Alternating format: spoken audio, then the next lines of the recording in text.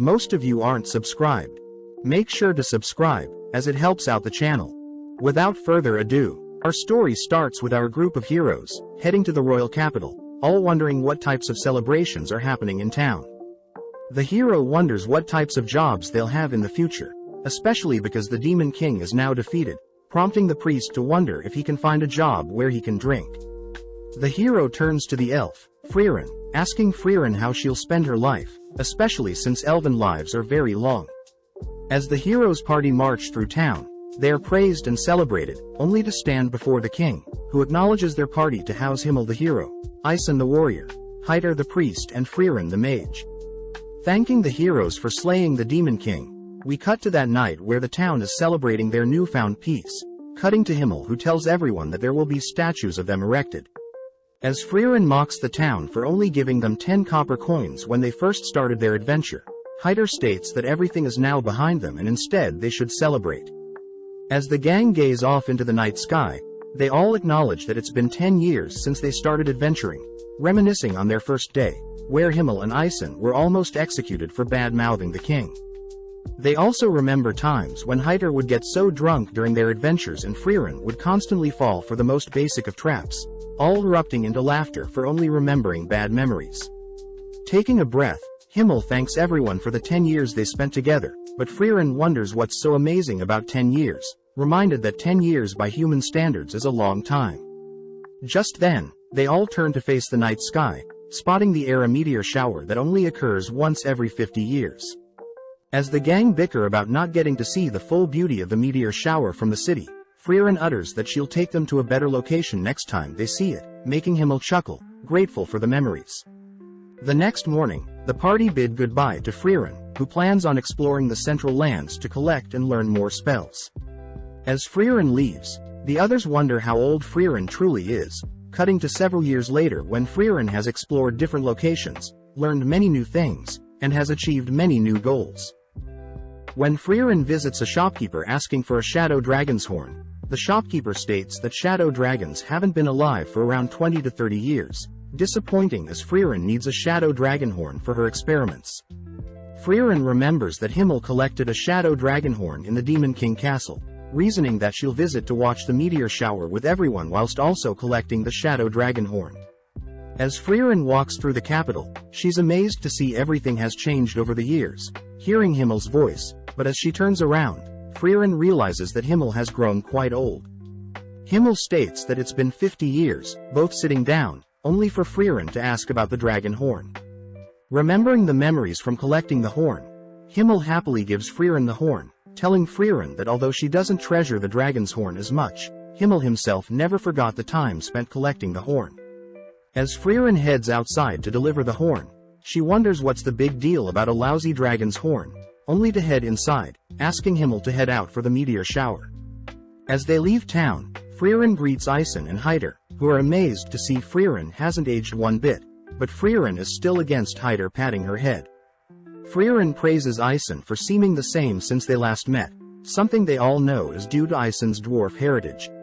As they begin to head off, Frieren tells them that the spot she picked out takes a week to travel to, but seeing as this is like the old days, they all gladly follow Frieren.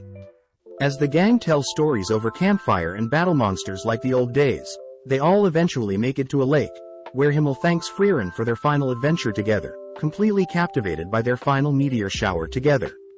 With some more time passing, Himmel's finally passes, prompting Frieren and the others to attend Himmel's funeral, but Frieren is scolded for not showing any emotions, making her wonder what this strange feeling that is bubbling up inside her.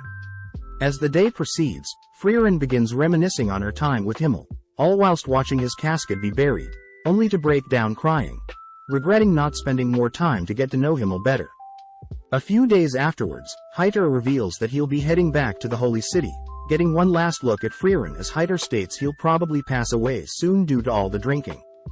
As Hyder bids Isen and Frieren farewell, Frieren reveals that she will be starting her new exploration into humans, asking Isen to accompany her on her new journey, but Isen reveals that he too has grown old, asking Frieren to not to look so sad. Seeing as there is nothing left, Frieren bids Isen farewell, both heading in the opposite directions, only to cut to 20 years after Himmel's passing, where Frieren is lost in the forest outside the Holy City. Just then a young girl appears, asking if Frieren is lost, but when Frieren asks to know where Heider lives, the young girl takes Frieren to Heider's home. Happy to hear that Heider is still alive, Heider admits that it wasn't too easy to pass away, happy to hear that Frieren has brought some alcohol for his grave, but Heider reveals he had stopped drinking ages ago. Seeing the adorable girl serve herself and Heider some tea, Frieren learns the girl's name is Fern, a war orphan from the southern lands. Frieren finds it unusual for Heider to adopt Himmel's kindness, but Heider is more curious as to why Frieren is visiting him, pleased to hear that Frieren just so happened to be visiting whilst on her adventure to learn more about humans. Pleased to hear this, Heider asks if Frieren would be willing to take Fern as her apprentice mage, but Frieren is sternly against this, reminding Heider how easy it is for apprentice mages to pass away during battle. Understanding of Frieren's decision, Heider gives Frieren an ancient grimoire from the tomb of Uig the Sage, a book meant to contain lost spells for resurrection and immortality. Amazed that such a grimoire still existed, Frieren states that it'll take at least 5 to 6 years to decipher the text, but upon hearing this Heider reveals that he is indeed quite afraid of dying, asking for Frieren to give him the slightest hope for immortality. As repayment for the grimoire, Frieren agrees to teach Fern some spells, cutting to later that day where Frieren had finally managed to track down Fern waiting for her on the cliff of a forest, impressed that Fern is able to conceal her mana so well. Fern states that Heider will give Fern the title of mage if Fern manages to blast a hole in a boulder across from them, something Frieren praises Heider for setting Fern. Out of nowhere, Fern conjures a powerful beam of magic, but the beam falls short of reaching the boulder, giving Frieren some motivation to teach Fern, happy to hear that Fern likes magic just like herself. Taking Fern to a nearby waterfall, Frieren tells Fern that long-range magic consists of 3 key factors, these being mana capacity, strength of firing the spell and the level of the mage itself. When Fern confirms she knows this already, Frieren states that Fern's spell falling short means Fern is lacking in mana firing strength, something Fern will need to spend time on. Seeing Fern upset, Frieren reminds Fern that her magic control is still very high, something very unique especially for such a young age. That night, Frieren shares a meal with Heider and Fern, only to end the night by studying the grimoire. With several years of Frieren training Fern, all 3 spending time together and Frieren deciphering the grimoire, Frieren reports to Heider that Fern has grown so much in 4 years. With Heider happy to hear that, Frieren mentions how she'll probably finish deciphering the grimoire before Fern becomes a fully fledged mage, but as Frieren turns to check on Heider's reaction, she spots Heider has collapsed. As Frieren moves Heider to his bed, Heider apologizes for the trouble, asking Frieren to not look so sad. With Frieren promising to decipher grimoire fast, Frieren first heads out to inform Fern that Heider has collapsed, asking Fern to halt her training to look after Heider.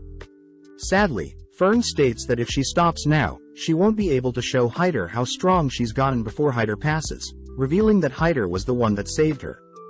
Flashing back, a young Fern is seen grasping onto a necklace with a picture of her family, wondering if she should take her own life.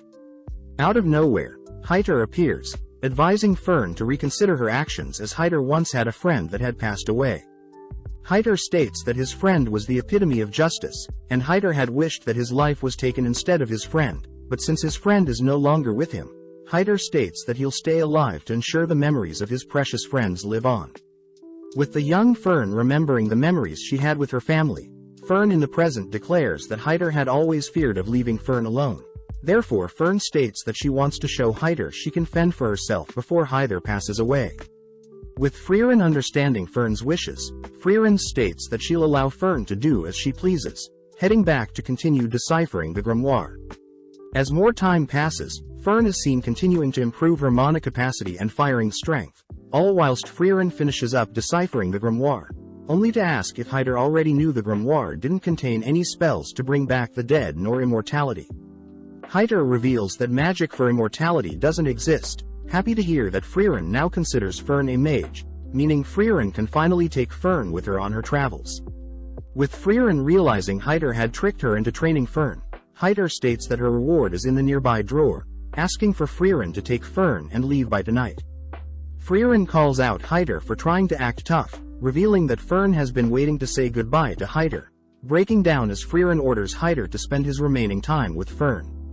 As Frieren goes on a walk, Frieren learns that Heider had saved Fern, knowing that Himmel would have done the exact same thing, leaving Heider and Fern alone, only to confirm that Fern had managed to reach the boulder.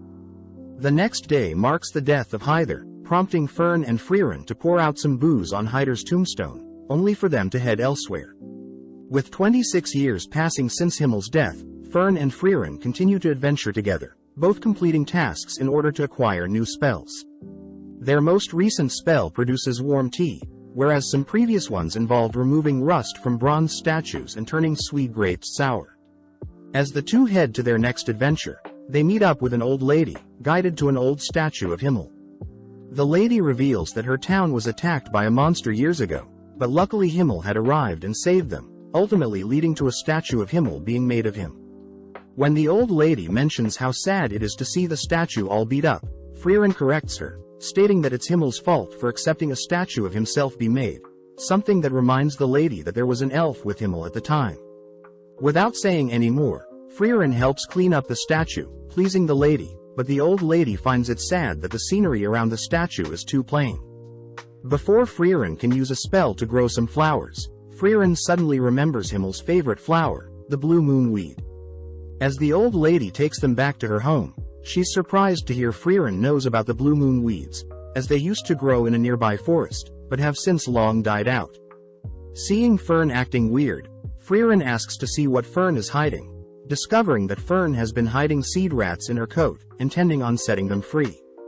With both girls heading out, Frieren states that they'll be heading to the nearby forest in hopes of finding some blue moon weeds, something Frieren acknowledges is for her own selfish desires.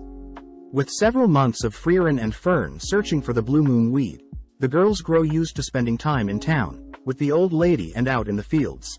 One day, Fern has a chat with the old lady, sad to see that Frieren is fixated on searching for this non-existent flower, even though Frieren could be saving lives. Hearing Fern so intellectually convey her feelings, the lady hands Fern a bag of seeds, asking Fern to tell Frieren how she truly feels. Mustering up the courage, Fern tells Frieren how she feels, prompting Frieren to apologize, as she promises to end her search soon. Fern demands to know when, but Frieren points out that a nearby seed rat is leaving behind a trail and that they should follow it. As the girls chase after the seed rat, Fern wonders why Frieren is so fixated on collecting spells, but Frieren states she only started collecting spells because a special someone had begun complimenting her knowledge on spells. As both girls stop in front of an abandoned building, Frieren states that seed rats often hide seeds in different locations, but when Frieren catches a blue petal, Frieren leaps onto the top of the building. Flashing back, Frieren remembers a time when Himmel had told Frieren his favorite flower was the blue moon weed, hoping to show Frieren one day. On top of the building, Frieren is amazed to see so many blue moon weeds, grateful to finally lay eyes on them. As Fern follows after Frieren, Fern still can't understand why Frieren loves collecting spells, but Frieren reminds Fern that Fern became a mage to impress Heider, something very similar to Frieren's situation. As the girls return to show off their work to the old lady praises the girls for decorating the statue, but before Frieren leaves, she repays Heider for his gift in the past. On the 27th year since Himmel's passing, Frieren and Fern are seen visiting a trading city of Worm, where Frieren has asked to split up to restock on supplies. When Fern calls out Frieren for making her buy everything, Fern has a bad feeling when Frieren goes off on her own to buy things, having bought a massive skull in the past, clothes dissolving potions and even random books. When the two split up, Fern chooses to follow Frieren, fearing their traveling expenses will go to waste, but spots Frieren in front of an accessory store. With Frieren distraught at what to purchase, Frieren ends up settling on something, prompting Fern to continue to tail Frieren. Whilst passing through some alleys, Fern wonders if she should leave Frieren be, but when she overhears that Frieren is planning on buying some desserts, Fern gets jealous, having not had any desserts in months. Following Frieren into a smoky tavern, Fern gets worried that Frieren is lost, spotting Frieren speaking with some scary-looking men.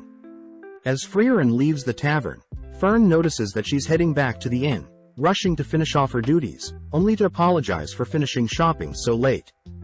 Brushing that aside, Frieren takes Fern to the recommended dessert store, allowing Fern to buy whatever dessert she wants, revealing that she had been saving up money to treat Fern and herself.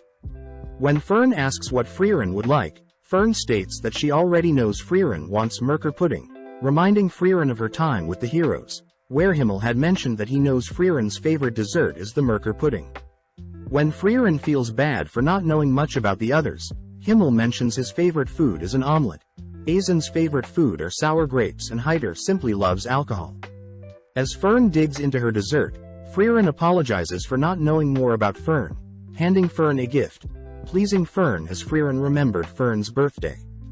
Fern smiles upon receiving a hair ornament, telling Frieren that it's enough of a birthday gift that Frieren remembered her birthday, confusing Frieren.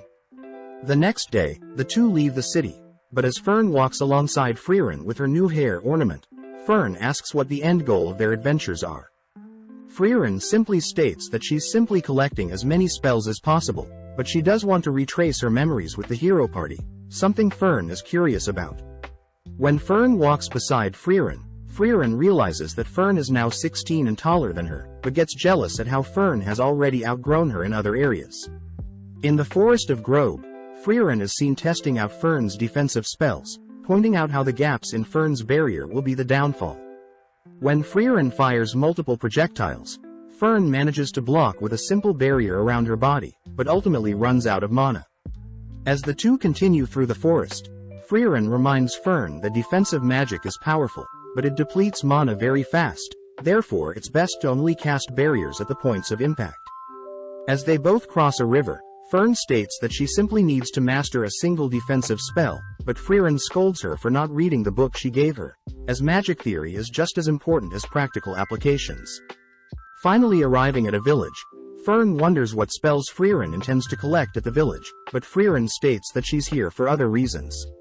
Upon approaching some villagers, a village elder immediately recognizes Frieren's white elven hair, leading Frieren to where Qual was sealed. Along the way, Frieren tells Fern that Qual is the Elder Sage of Corruption, a demon that terrorized people for 80 years, up until Himmel and his party sealed him.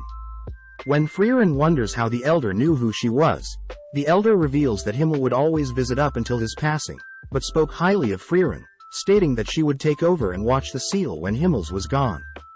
Upon arriving at Qual's seal, Frieren confirms that the seal is indeed weakening, but Frieren will break the seal and defeat Qual the next day. With Fern and Frieren staying the night, Fern deduces that Frieren was the one that sealed Qual, wondering why the heroes choose to seal the demon.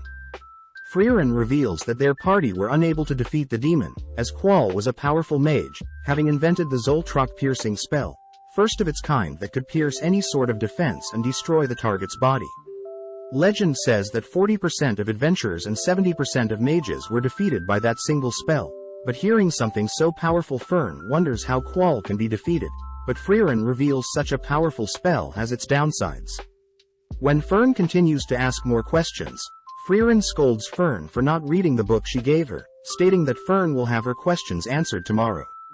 With the big day arriving, the two girls stand before Qual, only for Frieren to warn Fern to be on guard, all whilst Frieren lifts Qual's seal. Glad to be free, Qual learns that he's been sealed for 80 years and that the Demon King had been defeated in his absence. Annoyed, Qual proceeds to cast his Zoltrak, prompting Frieren to instruct Fern to erect a barrier, but when the dust clears, Fern's barrier manages to easily block Qual's killing spell. With Fern demanding to know why her basic barrier was able to block such a deadly spell, Frieren reveals that ever since Qual was sealed away, all of humankind had dedicated resources to studying and defending against the killing spell. After a few years, the humans incorporated said spells into their systems, and as a result all types of defense magic were improved thanks to Qual.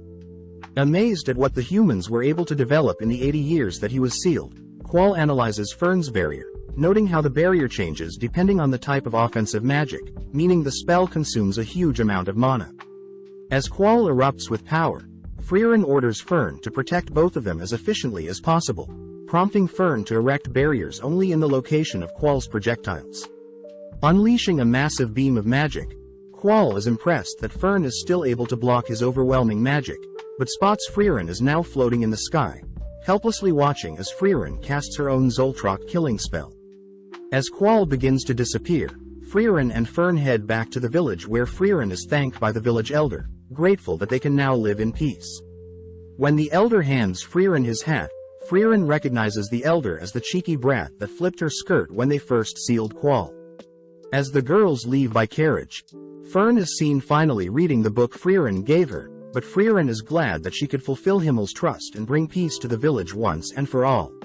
With the girls heading over to the Grants Channel, Frieren is sad to see the beach is littered with debris, unfortunate as the nearby village used to all clean the beach, but now there isn't enough manpower to tidy up the beach. The village elder requests that Frieren clean up the beach, handing Frieren a grimoire belonging to the legendary mage Flom, but Fern notices something suspicious. As Frieren accepts the offer, the elder leaves for now, but Fern states that she believes the grimoire is fake, something that Frieren already knows. Frieren is happy to see that Fern has been studying, revealing almost all books about Flom are usually fakes, but Frieren states that she needed an excuse to help return the beach to its former beauty. Skipping ahead to when snow has begun to fall, Fern is seen visiting a local bakery, chatting with the shopkeeper as Fern has been frequently purchasing bread from the bakery in the past 3 months. With Fern noting how it's already winter, Fern returns to a messy room, disappointed as Frieren is still asleep. As Frieren struggles to leave bed, Fern is forced to help change, dress and feed Frieren, dragging the sleepy elf through town and towards the beach. As the girls begin cleaning the beach, Fern points out how sloppy Frieren is, having been forced to take care of Frieren as if she were Frieren's mother. Fern wonders how Frieren behaved during her time with the hero party, but Frieren mentions how they were all very okay with Frieren oversleeping, but Frieren did get scolded once. With Fern curious to know more, the girls wrap up the day with a big fire using the debris, only to enjoy a nice dinner, reporting to the elder that they only have 1/3 of the job left. The elder wonders if the girl will be done by the New Year's festival, something Frieren says will be possible, but when the elder mentions how Frieren can finally join them for watching the sunset this time, Frieren acts awfully cold. The next day, Fern asks if the reason Frieren wanted to clean the beach was related to the festival, learning that every New Year, the villagers would watch the sunrise. Frieren mentions how the beach is meant to beautifully reflect the sunrise, but admits that she never woke up early enough to actually watch the sunrise. With more time passing by, Fern continues to nurture our poor Frieren out of bed, both exploring the wrecked ships, discovering hidden gems, only to officially clean the beach of all debris. Completely mesmerized by the beach's beauty, the elder asks if Frieren will be joining them for the sunrise this year, shocking Fern when Frieren agrees to wake up early to see the sunrise. Fern wonders if Frieren will be able to wake up in time for the sunrise, but Frieren states that she'll simply stay up all night, and that she wants to see what's so amazing about this sunrise. As Frieren stays up that night, she thinks about a time when Himmel had scolded Frieren for sleeping in and missed the New Year's sunrise in the same village, confused as to why a mere sunrise would cause Himmel to be so upset they didn't get to see it together. Sadly, during the morning, Fern realized that Frieren is fast asleep, forced to drag Frieren out of bed, fearing that they'll miss the sunset. With both girls staring out into the horizon, Frieren notes how there is nothing special about the sunrise, but upon seeing that Fern is mesmerized by the sunrise's beauty, Frieren admits that Himmel was right, as she's enjoying the sunrise with Fern. Flashing back, we see Frieren and the hero party visiting the graves of Eisen's family, learning that his village was attacked by demons. Heiter chooses to kneel before the graves, praying for their souls to go to heaven, but Eisen mentions how he doesn't believe in the afterlife, prompting Frieren to reveal that thousands of years ago everyone believed there was no afterlife, but since magic can't observe where souls go, it's hard to define what is truth and what isn't. Heiter states that since there is no actual proof for either side, Heiter likes to think there is a heaven. That way the people that are doing good for the world can at least pass believing that their life was worth it. With the hero party joining Heiter in praying for Eisen's family, we cut to the present where Eisen is once again praying for his family, currently located in the Bread region. Out of nowhere, Frieren calls out to Eisen, weird as they haven't spoken to each other ever since Himmels passed away 30 years ago. As they all sit down for some tea, Eisen is shocked to see Frieren has an apprentice, but Frieren asks if Eisen needs help with anything. Eisen mentions how Heiter and him had been updating each other with letters. Heading out, they all head to Vol Basin, a location Frieren recognizes, learning that Eisen intends to search for notes from Flom the legendary mage. When Frieren reminds Eisen that most records on Flom are fake, Ison reveals that Hyder and figured out the general location of Flom's true notes, based on records from the Holy City. With Frieren convinced, they all agree to start looking for a massive tree, but upon seeing Fern disappointed, Frieren states that they should hurry, surprising Ison as Frieren never cared for anyone else's time. With the gang beginning to search the entire forest, they spend the night eating and sleeping throughout the forest, only to search across the sea and in the skies. One day, Fern states that she has found a massive tree near some ruins, all beginning to head towards the tree, but Frieren uses the opportunity to ask Ison why he's searching for Flom's notes. Ison reveals that on the day of Himmel's death, Ison had seen how regretful Frieren felt for not using more time to get to know Himmel, revealing that the notes left behind were said to allow contact with the dead. When Frieren states that she doesn't believe in such nonsense, Ison states that it's better to know for sure. Plus Himmel and Hyder had agreed prior to help Frieren get to know Himmel better.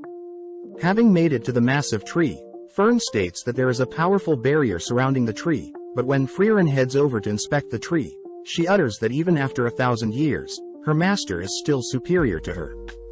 Flashing back, Frieren is seen with her master, wondering why her master is so fixated on protecting a small sapling, but her master states that in 1,000 years' time, Frieren will grow to appreciate her master's lessons, reminding Frieren that her master is Flom the legendary mage. Within an instant, Frieren dispels the barrier guarding the entrance to Flom's notes. Upon glancing at the notes, Frieren is surprised the notes had already been opened to the page regarding communication with the dead, surprised her master knew Frieren would return. Flom states that the north of the continent housed the land of Oriole, where all the souls rest, a location that Flom had used to speak with her fallen allies. When Fern wonders if the notes can be trusted, Ison reminds Frieren to consider the best-case scenario when unsure, prompting Frieren to reveal that Oriole is in the same direction as Enda, the current Demon King castle. With Ison asking Frieren to go for Himmel's sake, they all head back home via carriage, where Frieren is fast asleep, dreading the thought of going to such a cold place like the Demon King's castle. Sparking up a conversation, Ison asks how Frieren is treating Fern, impressed to hear that Frieren is retracing her adventures with the hero party, but is also trying to get to know Fern better. Hearing this, Ison thinks back to how cold Frieren was back then, having never imagined Frieren would take on an apprentice, but reassures Fern that Frieren is a great teacher. As they all return to Ison's home, Ison apologizes for not coming with them, checking to see if Frieren remembers the path to Enda, relieved to hear Frieren still remembers it through the Will region, across the Regal Canyon and past the northern land checkpoints. As Frieren begins to leave, Ison informs Fern that it'll be a 10-year adventure, reminding Frieren of her adventure with the hero party, but Frieren states that it won't take too long. As Fern leaves with Frieren, Fern thinks about how she's spent half her life with Frieren, flashing back to one of Fern's last conversations with Hyder. Hyder jokes about haunting Fern if she doesn't behave around Frieren, but Fern surprises Hyder with how mature she's grown, making Hyder promise to visit her when he passes. With Fern resting by Frieren's side, the girls ride a carriage to the nearby town of the Will region, but as the girls head through town, they're stopped by a shopkeeper that warns the girls not to go into the mountains. The shopkeeper says there are rumors of ghosts taking people away, but when Frieren gets curious about what type of ghosts, the girls head around town asking for everyone's stories. Apparently, the townsfolk saw ghosts of their departed family in the mountains, with some people saying that the ghosts spoke. When Fern wonders if the work of undeads, Frieren states that undeads wouldn't appear as ghosts as undeads normally appear in the form of rotting corpses or skeletons. With the girls heading to the rooms, Fern notes how Frieren probably knows what is causing the ghosts to appear in the mountains, but is cut off when Frieren states that they'll only be staying for a single night in town. Fern demands that Frieren help out the villagers, but seeing Fern so serious about helping the villagers, Frieren agrees to help. As both girls head into the mountains, they explore the locations of said disappearances, where Frieren quizzes Fern on what type of magic created the ghosts, satisfied to hear Fern believes it's illusion magic. Heading deeper into the mountains, Fern briefly remembers a monster that used illusion magic to hunt its prey, a monster Frieren states is the Einsom. The Einsom usually uses illusion magic, creating phantoms of people's loved ones to lure them in only to devour the targets. Luckily, Frieren mentions how the Einsam's illusion magic can be easily destroyed by a mage's projectile, but warns Frieren that it may be difficult, as Frieren had to destroy the illusions of her master begging for her life. Upon entering a misty forest, Frieren orders Frieren to prepare for the worst, only for Frieren to spot an illusion of Hyder in the distance. Preparing to destroy the illusion, Frieren suddenly hears Hyder speak fondly of her, realizing the monster is using Frieren's memories to put Frieren at ease. When Frieren tries to help Frieren out, Frieren suddenly spots an illusion of Himmel, surprised as she was expecting an illusion of her master. Wondering if she has changed, Frieren nonchalantly destroys Himmel's illusion, clearing the misty forest and revealing the Einsam to Frieren, prompting Frieren to disintegrate Hyder's illusion and the monster. As Frieren reassures Frieren that Hyder won't be mad that Frieren struck an illusion of him, the girls head into the Regal Canyon, spotting a massive crimson dragon along with its nest, where Frieren spots the grimoire she's been looking for. Frieren states that dragons use magic-infused items to build their nest, asking Frieren to take out the solar dragon, but when Frieren conjures a powerful spell, her spell simply deflects off the dragon's thick exterior. With the dragon now awake, Frieren cries that they should flee, forcing Frieren to lure away the dragon, but having barely managed to lose the dragon, Frieren cries that as mages they will have a hard time defeating the dragon. Frieren acknowledges Frieren's cries. Frieren states that they'll need some help, flashing back to when Frieren and Aizen were camping out in the forest. Aizen states that he has an apprentice of his own by the name of Stark, stating that he'll be a great frontliner for Frieren's adventures and that Stark lives in the village near the Regal Canyon. As the girls visit the nearby town, they wonder why the villagers aren't more afraid of the nearby dragon, but Frieren asks why Frieren wants grimoire so badly. Frieren reveals that the grimoire has a spell that allows mages to see through clothes, weirding Frieren out, but out of nowhere an old lady states that Stark wants to meet the girls. Surprised, the girls follow the old lady, learning that 3 years ago the Crimson Dragon had massacred their town, but luckily Stark had arrived, scaring the dragon away and ever since has been protecting their town. Upon arriving near a massive rocky wall, Stark is seen playing with some town kids, asking Frieren and Frieren to not agitate the dragon so much. Stark tries to point out that he received a mark from a shadow dragon, but Frieren simply asks for Stark to drop the act. When Stark learns that Frieren used to adventure with Aizen, Stark asks for the old lady and kids to give them some privacy, revealing that he's proud that he abandoned Aizen. Frieren asks why Stark doesn't just slay the dragon, but Stark wants to know why the girls are here, learning that they've come to recruit Stark and also want the grimoire in the dragon's nest. Stark gets confused as to why Frieren wants the grimoire so badly, but doesn't mind joining Frieren's party, but reveals that he has had trouble defeating the dragon, asking for Frieren's help. Frieren states that they can defeat the dragon together if Stark distracts the dragon for 30 seconds, but upon seeing Stark refuse such an offer, Frieren deduces that Stark has never fought a monster before. Stark breaks down, begging for Frieren's help, admitting that when he first confronted the dragon, he was so scared seeing the beast, but strangely after a while the dragon flew away and Stark was praised by the villagers.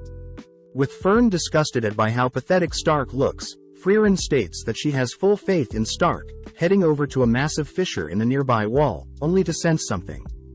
As the girls leave, Frieren states that they'll be meeting back here tomorrow, hinting at the fact that Stark should use this opportunity to grow. That night, Frieren and Frieren enjoy a nice dinner, all whilst the villagers praise Stark for being a kind person.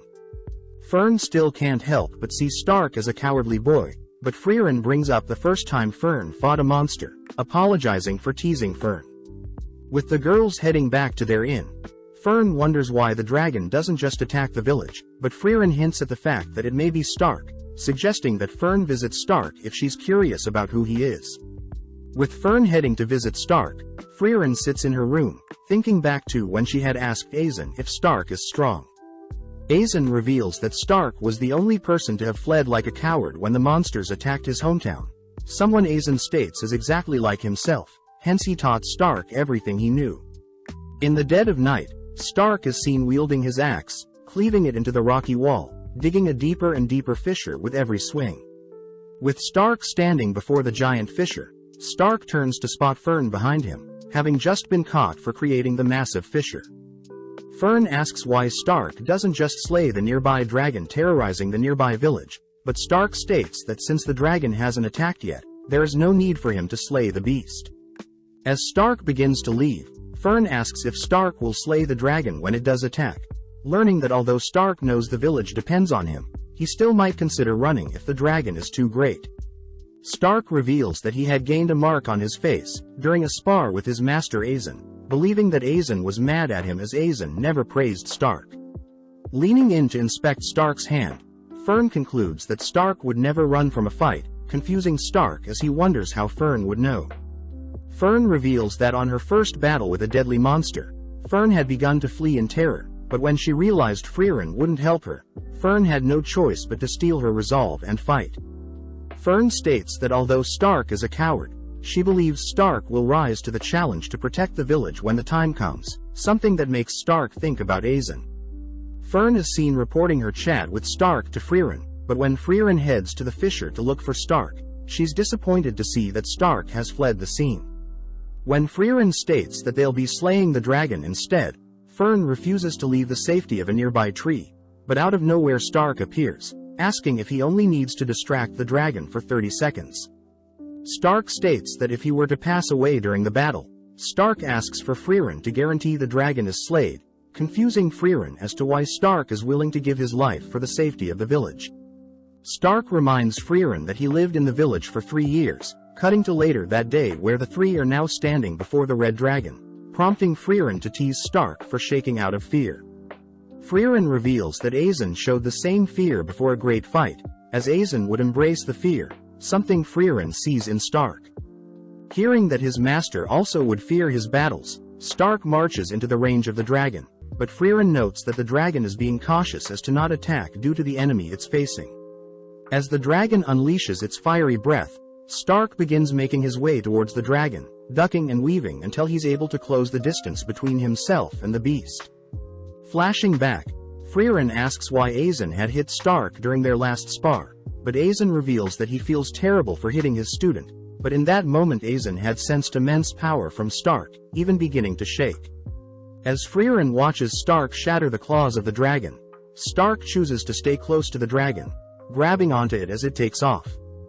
Being flung into the air, Stark senses that the dragon is lining up another breath of fire, gripping his axe, only to cleave the dragon into the ground. Seeing an opening, Stark cries for Fern and Frieren to finish off the dragon, but Frieren stops Fern from making a move, declaring that Stark had soloed the dragon. Shocked at his own power, Frieren rushes to congratulate Stark on his first battle, but more importantly Frieren is excited to steal all the loot in the dragon's nest. Seeing Frieren fixated on the random items, Stark mentions how Azen would always talk about how Frieren made their hero's journey ridiculous and fun, cutting back to a time when Frieren had decided to make shaved ice in a dungeon. Azen had grown annoyed as they were wasting so much time, but Himmel reminds Azen that they have all the time in the world, so they should enjoy the journey as they go. As the three return to tell the village the good news, they all begin heading out, only to try out the grimoire. Fern uses the spell to see through Stark's clothes, disgusted that he's so small, but Stark states that he'll be joining Frieren and Fern on their future journeys. In the fortress city of Wall located in the Regal Canyon, Frieren and gang are refused entry towards one of the northern checkpoints by the guard, hearing that monsters are more active than ever. As the guard heads to chat with the Castellan, they warn the gang not to cause trouble in the town, but Frieren is perfectly okay with staying in town, planning on exploring the magic shops in town. Seeing Fern's cold glare, Frieren states that she'll head over to book them a room, but when Stark offers to get food with Fern's glare sends Stark in search of food alone. Now alone, Fern overhears that the Northern Army plans to defeat the enemies in 2 years, meaning their checkpoint won't be open for another 2 years. Cutting to Stark, he has entered a familiar tavern, served the Jumbo Berry special dessert, confused as he used to split the dessert with Azen, but now the dessert looks so small. Stark notes how he has gotten bigger, having saw his master's broad shoulder as something to admire, but after some time he outgrew his master. Out of nowhere Fern appears, eyeing down Stark's dessert, but instead Fern chooses to order a glass of milk, diligently sitting next to Stark. Fern asks how Stark would feel staying in the city for 2 more years, relieved to hear that Stark thinks it's annoying as well, but Stark gets weirded out by how Fern is acting. Heading outside to assess the walls, Stark asks if they could simply fly over the gates, but Fern reminds Stark that a barrier has been erected to prevent flying monsters from entering. With no other choice, they head over to the Merchants Guild, but are sad to learn that all trades towards the northern land have been shut down, meaning that they can't sneak out via that way either. Coming up with another idea, the two decide to visit the Black Market and Thieves Guild, using Stark's connections and demeanor to find a solution, but sadly there is still nothing that can be done. As the two stand above the walls overlooking the view, Fern wonders why Stark is being so cooperative, deducing that Stark has an ulterior motive to leave the walls, but Stark simply utters that he's running out of time. Stark mentions how Aizen visited this exact location when he was younger, telling Stark stories about how he visited the northern lands with his hero party, enjoying every second of the 10-year journey. Stark reveals that he intends on having a great journey with Fern and Frieren, promising to return and repay Aizen with stories of his own before Aizen passes. As both return to town, Fern spots Frieren acting strange, cornering Frieren in an alley only to learn that the town's guards are looking for Frieren. Out of nowhere, the same guard at the checkpoint kneels to apologize to Frieren, prompting the Castellan of the city to apologize as well for his guard being so rude to Frieren. When Frieren reassures the Castellan that she wasn't offended, the Castellan believes that Frieren is here to slay the remnants of the Demon Lord's army, allowing Frieren through the checkpoint, but this disappoints Frieren. With a massive celebration acknowledging Frieren and her party's departure, Frieren mentions how she never liked the outlandish welcomes and departures. Stark wonders if this is how Aizen felt, making Frieren suddenly remember a similar time when she departed with the hero party, curious as to what parallels will arise next. Flashing back, Frieren is seen walking amongst her hero party, all discussing the validity of Flamm's grimoire, especially with the countless fakes and imitations that exist. Waking up early, Frieren spots Stark and Fern making breakfast, shocking Fren as this is a rare scenario. Later that day on Enge Road, the gang were tasked with clearing a path for a merchant, grateful as the road had been blocked off due to a landslide. When Stark sees Frieren's magic, he wonders why Frieren doesn't just carry the merchant's cart over with magic, but Fern is strongly against helping everyone, not just the single merchant. Taking a quick break, Stark thanks the merchant for the water, wondering what may have caused the landslide, surprised to hear that it must have been the skirmishes between the northern lands and the demons. Getting back to work, Fern requests that Stark help her out a bit, but Stark asks that Fern be more casual with him. But when Fern tries speaking with Stark more casually, Stark gets insulted, annoying Fern as they continue to work. With the road cleared, the merchant offers to lead the gang to the nearby village, amazed that he finally got to meet an elf. Frieren acknowledges that although elves live long lives, elves are slowly going extinct, as most don't intend on reproducing, with the most recent elf Frieren met being around 400 years ago. Finally arriving at town, the gang spot a line of merchants lining up to enter the town, learning that tonight is the Liberation Festival. The festival is meant to commemorate the hero party ridding the area of demons, along with decorating the statues of the heroes in town. Frieren still can't understand why humans throw parties, but the merchant reminds Frieren that it's been 80 years since the Demon King was slayed, and in human years 80 years is a whole lifetime. Flashing back, Frieren remembers a time when Himmel had requested that their statues be placed through various towns, annoying Frieren as she believed Himmel simply wanted to show off, but Himmel reveals that the statues are meant to remind Frieren of their adventures together as the hero party. That night, the gang stand among the crowd, watching as the hero party is celebrated, but the merchant does note how Frieren looks very similar to the elf statue. The next morning they continue their journey, heading to the Graf Granat's domain, where they notice an abundance of guards surveying the town. When Frieren wonders who should do the shopping, Frieren suddenly freezes, equipping her staff, only to state that she senses demons approaching. When some demons turn the nearby corner, they spot Frieren charging up a spell, but luckily a nearby knight tackles and stops Frieren from firing the spell. Approaching Frieren, the demon asks if Graf Granat had hired Frieren to attack him, but Graf states that he's not foolish enough to attack Lord Lugner out in the open, especially since Lugner is her seeking peace. Kneeling down, Lugner states that he senses Frieren's bloodlust-filled glare, shaming Frieren for looking at him as if he were a wild beast.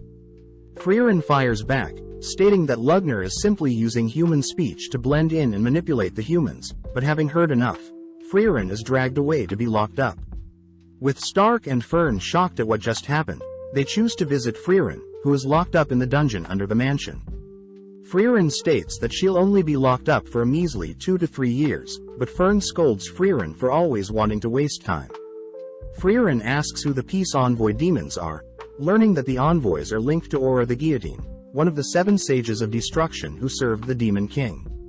Apparently, 28 years ago Aura had regained her strength and had been fighting with the domain of Graf Granats, but now Aura has sent envoys to seek peace, something Frieren states sounds fishy.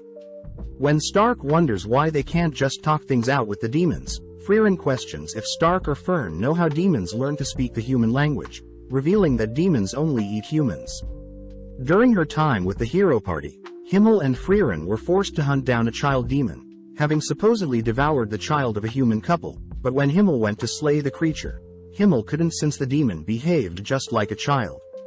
When Frieren offered to shoulder the burden, the town's chief had ordered everyone to spare the demon, giving it a second chance, but that was something Frieren had advised everyone against doing.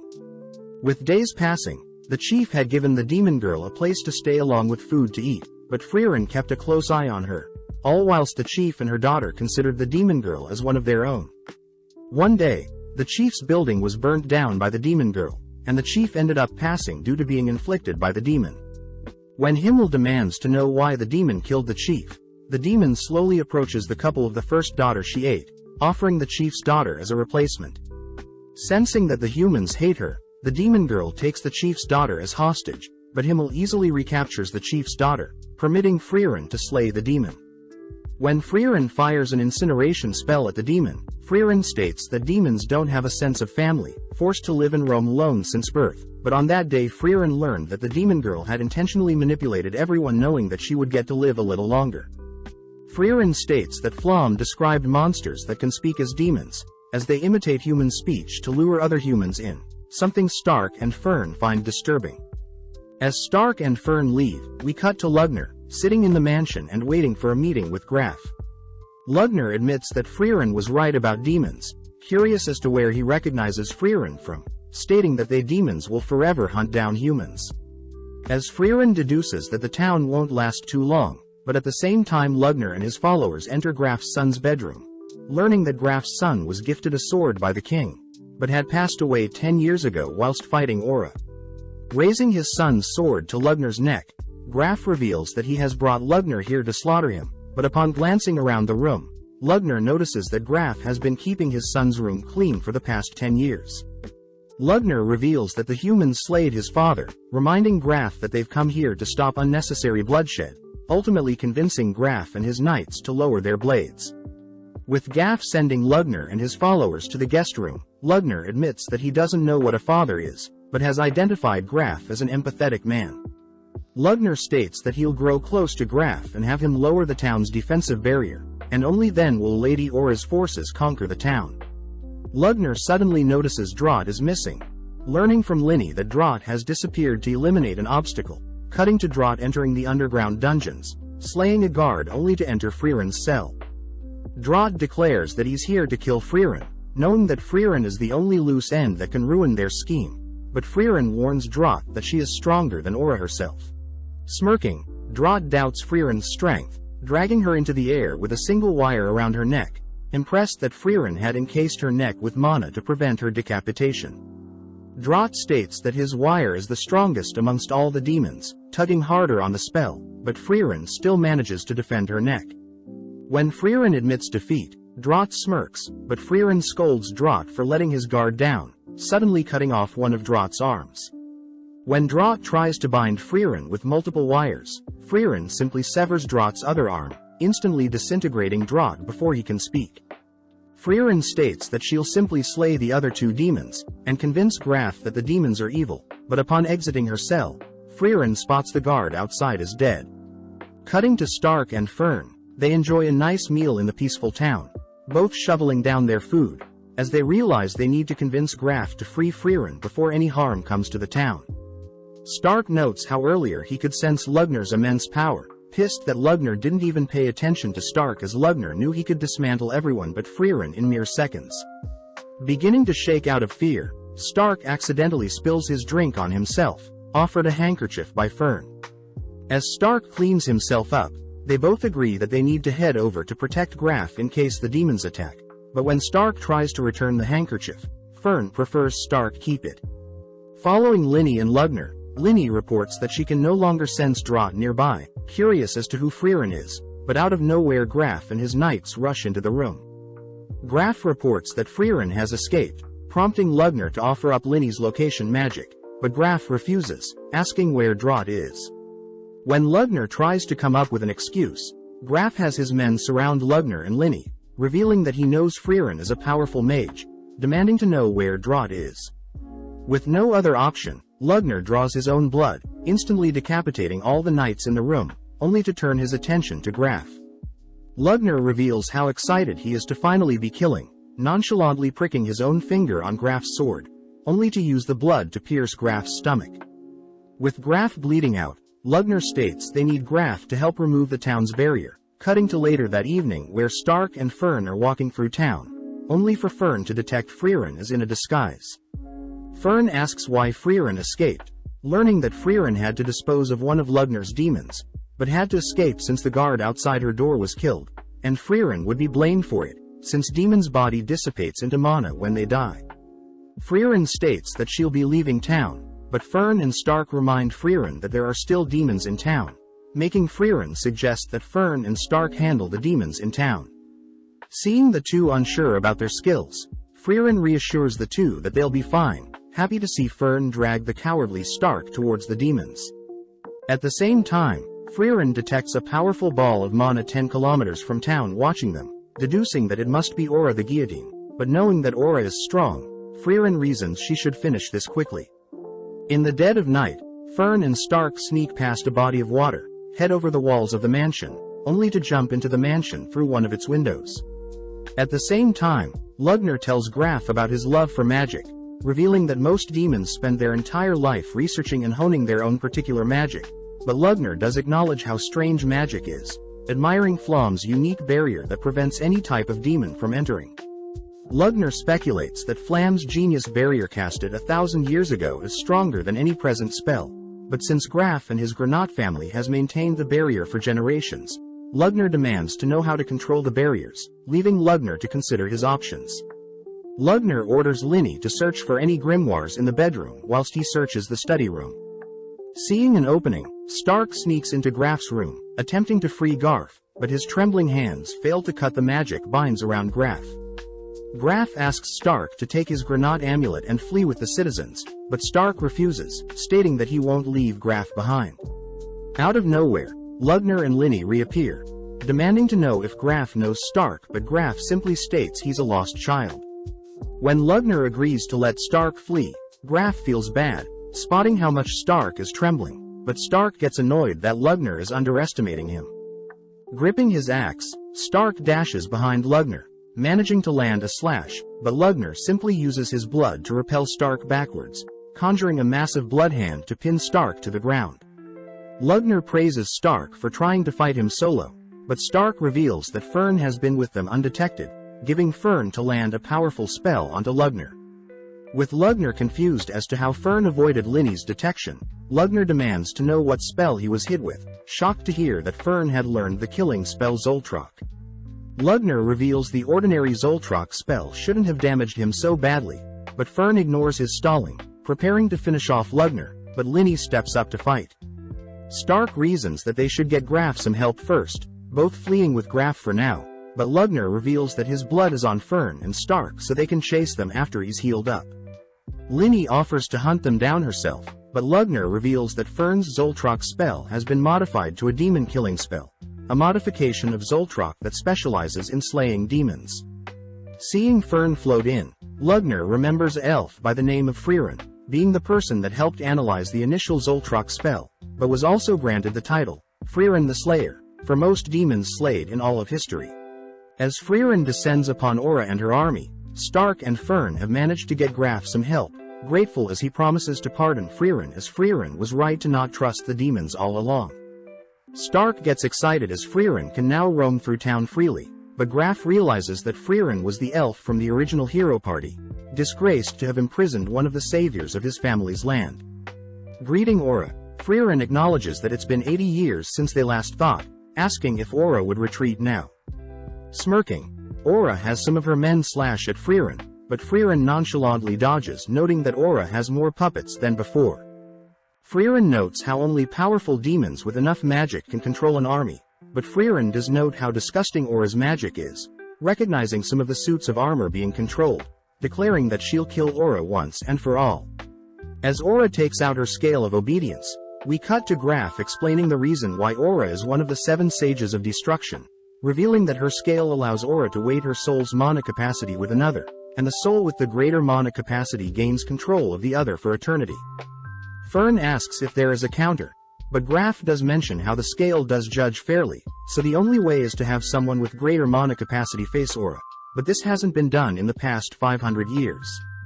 Graph also reveals that souls with great wills can temporarily break the mind control, but Stark knows that it's a temporary solution, since Aura would simply get rid of those with strong wills to avoid any loose ends. As Frieren continues to dodge and evade Aura's army, Aura grows amused seeing Frieren dancing around, but Frieren enchants her staff, immediately freeing the men around her from Aura's curse. Shocked, Aura notes how Frieren must have used a lot of mana to break her curse, wondering why Frieren would use such a delicate tactic when Frieren can simply blast away the suits of armor. Frieren reveals that Himmel had scolded Frieren in the past for harming the cursed armors, therefore Frieren will make sure to wipe out Aura for good. At the same time, we hear the priest reassure everyone that the church they're in is protected by a strong barrier, giving Stark the chance to head out. Stark states that it won't be long before Lugner and Linny recover, and seeing as they are no match for the demons anyway, Stark states he'll go and seek Frieren's help. At first Fern gets annoyed at how cowardly Stark sounds, but after some thought Fern agrees to help evacuate everyone whilst Stark goes to get Frieren. On the town walls, Stark hands Fern Graph's amulet that'll help convince people to work with her, but when Fern feels bad seeing Stark all bloodied up, Fern suddenly realizes something, tossing her blood-stained coat over the wall. Detecting that someone else's blood is on Stark, Fern is suddenly pinned to a nearby wall by the Lugner's blood, all whilst Linny dashes in, conjuring an axe only to isolate Stark. As Stark demands to know how Linny moves like Ison, Lugner apologizes for not killing Fern instantly, mocking Fern's grin as he states that demons can conceal their mana as well. Annoyed at how much Lugner is talking, Fern asks for Lugner to simply finish her off, but Lugner is more curious as to how strong Stark is, amused to hear that Stark is Ison the hero's best student. Lugner also demands to know where Frieren is, not convinced to hear that Frieren simply fled town, knowing that Frieren wouldn't simply leave knowing there are still demons in town. As Lugner deduces that Frieren will be dealing with Aura, Fern suddenly calls for her staff, setting herself free, only to demand Lugner not move. Fern states that Lugner is arrogant, believing that no other human but Frieren is worthy of facing him, but when Fern states she'll blast a hole through Lugner's body, Lugner welcomes Fern to try. Flashing back, Fern and Frieren are seen finishing off some demons, making Fern ask how she compares to Frieren. Frieren states that Fern's mana and technique will never be able to reach Frieren's level since she has lived many years, but Frieren admits that Fern's cast speed surpasses her own. As Lugner turns around, Fern manages to fire off a spell, surprising Lugner, as he would have died if he didn't move first. Seeing as Lugner protected his heart, Fern deduces that a demon's heart is their weak point, spotting Lugner releasing an array of blood. Following Linny and Stark, Linny mentions how disappointing it is that Stark is already defeated, but gets excited seeing Stark refuse to stay down. Even though Lugner has greater control of his magic, each attack Lugner makes, Fern manages to evade and counter. Knowing that he's being overwhelmed, Lugner attempts to exhaust Fern's mana, but as Lugner notes how Fern is slowly chipping away at his defenses, Lugner orders Linny to finish off Stark and help him out. Linny gets annoyed at how passive Stark is, managing to land a deadly slash to Stark's eye, but Stark is more curious as to how Linny knows Ison's moves. Linny reveals that she can copy any movement once she has seen it, replacing her axe with a sword, only to dash forward. With Stark continuing to defend, Linny once again exchanges her sword for a spear, tossing the spear towards Stark only to scare Stark when Linny barely scrapes Stark's neck with a dagger. Linny reveals that she recognized Stark's movements to be similar to the great hero Ison, leaping over Stark only to cleave down with an axe. Since Linny is a perfect copy of Ison, Stark knows he'll lose, failing to defend, only to be slammed into the ground. As Stark's body lays limp, Linny heads to assist Lugner, but Stark is still barely conscious, remembering his time training with Ison. When Stark states that he'll never be as strong as Ison says he agrees, but instructs Stark to continue to get up against strong warriors. That way Stark will never truly be defeated. With Stark forcing his body up, Linny advises Stark to stay down, but Stark states that he's still not done, remembering that Ison's slashes were far stronger than Linny's. As Fern and Lugner's magic erupt across the skies, Stark rushes Linny, leaving himself wide open for Linny to land a lethal blow to his stomach. When Linny fails to cut through Stark's tough body, Stark uses the chance to completely shred the left side of Linny's body, but realizing that Linny has been defeated, Lugner checks to see what happened, allowing Fern to land the demon-killing spell on Lugner's heart. Flashing back, Frieren walks behind Flom, who asks if Frieren remembers the dying words of Basalt, reminding Frieren that demons' words only deceive, meaning people must use unfair tactics to ensure demons are erased. With Lugner accepting his own demise, he's at least happy to hear that Frieren is currently facing off against Aura, believing that since Frieren isn't with her hero party, Frieren will finally fall against Aura. Hearing this, Fern states that Frieren will win, but not in an honorable way, surprising Lugner as he believes Frieren to be an honorable elf. Barely able to manipulate his blood, Lugner finds it weird that Fern's mana output is so low compared to his, suddenly realizing the underhand tactics Fern used to defeat Lugner, but Fern doesn't waste time silencing Lugner. Cutting back, we see Flom stumble upon a ruined village, saddened to see that demons had raided the village and all that's left is Basalt the Throne's shell, a once leader in the Demon King army.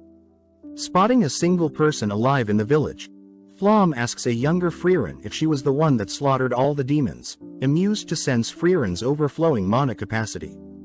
Flom scolds Frieren for facing the demons head-on, reminding Frieren that she should fight with surprise attacks, but before Flom can leave, Frieren states that Flom and herself are pretty alike, able to sense that Flom has an even greater mana pool.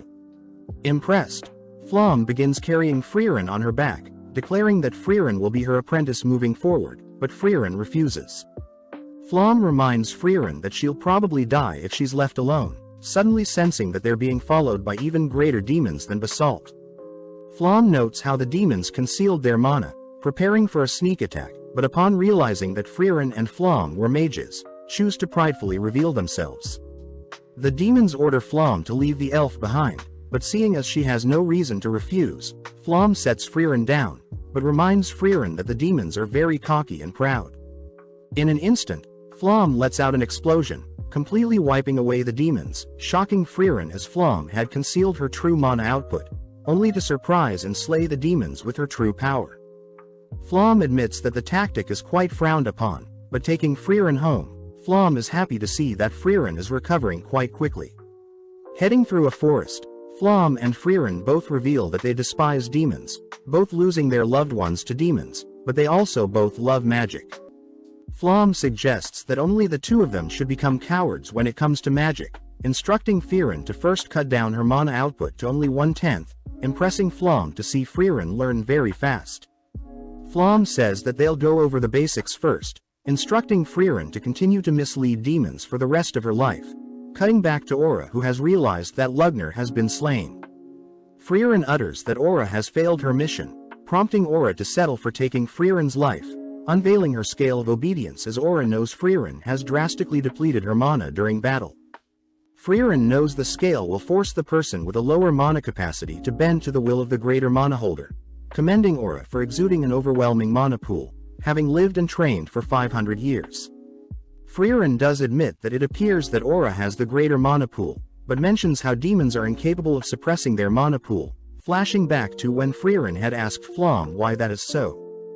Flom states that demons are quite simple creatures, using human wealth to show status as a comparison, as demons use their mana output to show dominance over other demons. Flom does note how demons will temporarily conceal their mana to hide their intentions, but during battle demons have no reason but to flaunt their overwhelming mana, something Frieren knows she can use against the demons. Having been 3 years since they met, Flom is happy to see that Frieren had easily been able to conceal her magic consistently, but in a blink of an eye, another 50 years pass by.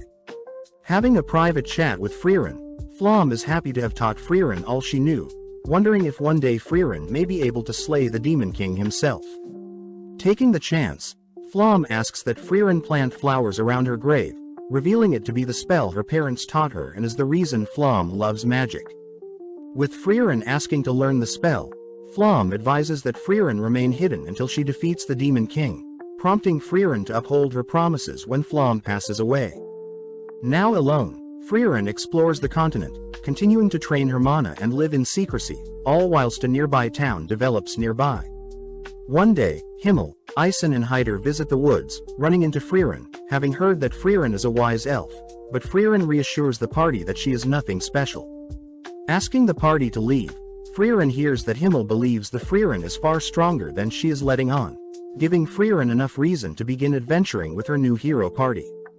Having activated her scale, a dense ball of mana for both Frieren and Aura appear, prompting Frieren to ask if Aura is truly confident she'll win. Smirking, Aura recounts how Frieren had only been heard 80 years ago alongside the hero party, noting how Frieren's shameful mana output has remained the same since they last met. With Aura's mana ultimately tipping the scale in her favor, Aura prepares to sever Frieren's head, but suddenly notices that Frieren's mana is tipping the scale in her favor.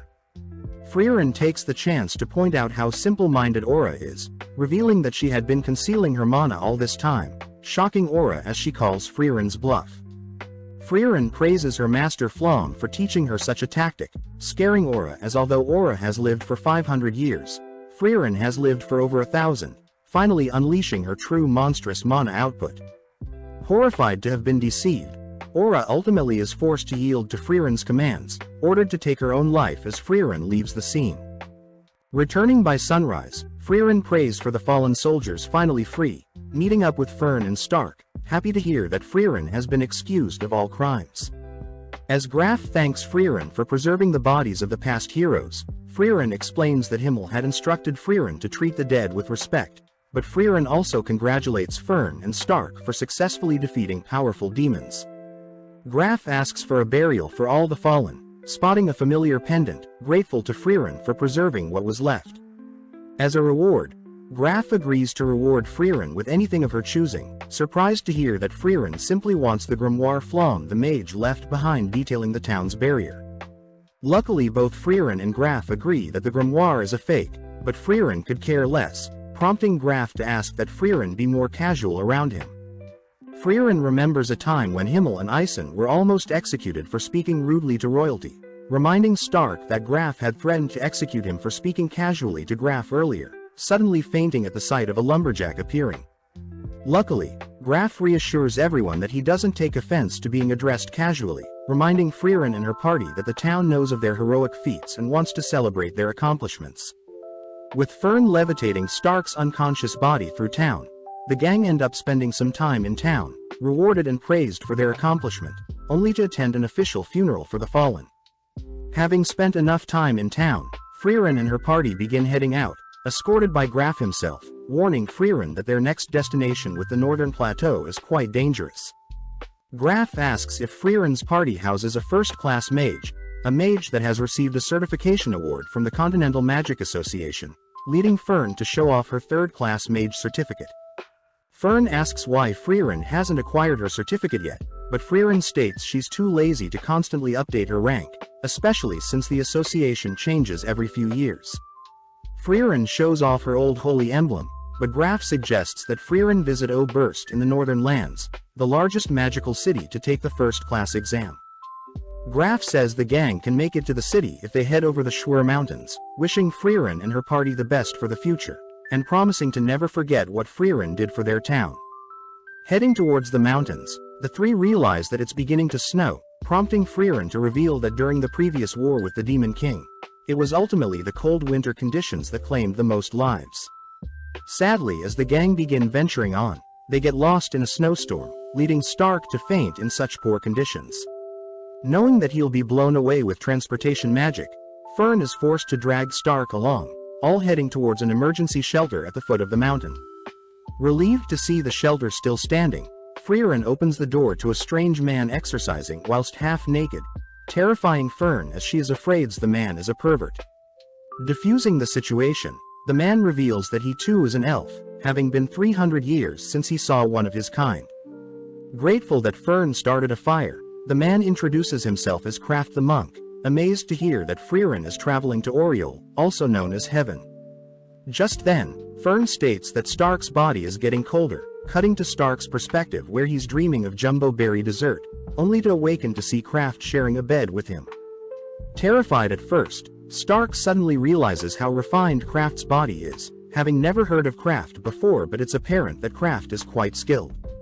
Asking Stark to remain in the shelter, Kraft, Frieren and Fern head out to retrieve Kraft's frozen supplies, grateful to have mages to help unfreeze his frozen carriage. Kraft takes the chance to learn more about Frieren, impressed to hear Frieren used to be in the hero party, but Frieren refuses to reveal any more about her past. Forced to wait out the storm, the four end up sharing meals and spending time together, cutting to 6 months later where the blistering cold winds have finally died down. Kraft is seen carving a pendant for Fern, happy to hear that Fern is religious as well. Frieren asks why Kraft believes the world has a god, especially since the god of creation hasn't shown herself ever, but Kraft says he used to be a non-believer as well. Sadly, when all the people that once knew Kraft had passed away, Kraft had left his faith in the hands of God, reminding Frieren that once someone passes away their legacy will be sealed. Therefore Kraft asks that Frieren open up about her past, that way he can pray for her. Flashing back, we see Himmel and Ison playing with the orphans of a newly opened village, but off to the side, Frieren voices how surprised she was when she heard Hyder funded the reconstruction himself. Amused, Hyder reveals that he too was an orphan, asking to learn more about Frieren's past, that way he can pray for Frieren's future. Frieren sadly refuses to share anything, believing that her life has been very boring, but Hyder reveals that he knows Frieren has been concealing her mana permanently, something Hyder knows only exceptional mages are capable of. Hyder adds that he wants to learn more about Frieren, in case he has a mage daughter, putting a smile on Frieren's face as she tells Kraft that she already has someone that has prayed for her. Relieved to hear so, Kraft prays that Frieren reunite with her friends in heaven, heading off as Kraft states that Frieren and himself will meet in the next few centuries, officially parting ways. Trudging through the piles of snow, Frieren ends up falling asleep, worrying Fern as she wonders if she should allow Stark to carry her precious master.